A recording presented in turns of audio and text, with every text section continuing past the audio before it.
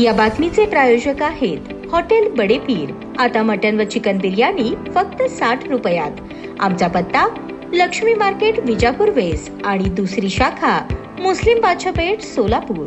नवनिर्वाचित भाजप नगरसेवकावर प्राणघातक हल्ला करण्यात आला आहे। राज्यातील 29 महानगरपालिकेचे निकाल 16 जानेवारी रोजी जाहीर झाले। भाजपला 23 जास्त महानगरपालिकेत सत्ता मिळाली आहे। महापालिकेच्या निवडणूक निकालानंतर अकोल्यामध्ये मोठा राजकीय वाद पेटला। इथं भाजपच्या नवनिर्वाचित नगरसेवकावर जीवघेणा हल्ला करण्यात आला। या हल्ल्यात संबंधित नगरसेवक गंभीर जखमी झाले असून त्यांच्यावर एका खासगी रुग्णालयात उपचार सुरू आहेत। भाजपच्या नवनिर्वाचित नगरसेवकावर भाजपच्याच पराभूत उमेदवार गटाकडून हल्ला करण्यात आल्याचा आरोप करण्यात येत आहे। अकोला महापालिका निवडणुकीत प्रभाग क्रमांक 2 मधून भाजप नगरसेवक शरद तुरकर हे निवडून आले। निकालानंतर त्यांच्यावर हल्ला झाला। या प्रकरणी पोलिसांनी परिस्थिती नियंत्रणात आणली। सध्या तगडा पोलीस बंदोबस्त ठेवण्यात आला आहे। अकोल्यातील प्रभाग क्रमांक 2 मध्ये 4 जागांपैकी 3 जागांवर MIM पक्षाने बाजी मारली, तर इथून भाजपचे शरद तुरकर हे एकमेव उमेदवार विजयी झाले। या प्रभागातील भाजपच्या पॅनलमधील उमेदवार नितीन राऊत यांचा पराभव झाला। तुरकर यांनी केवळ स्वतःसाठी एक मत मागितलं, आपला प्रचार केला नाही। याच रागातून नितीन राऊत आणि त्यांच्या समर्थकांकडून हा हल्ला केल्याची प्राथमिक माहिती आहे।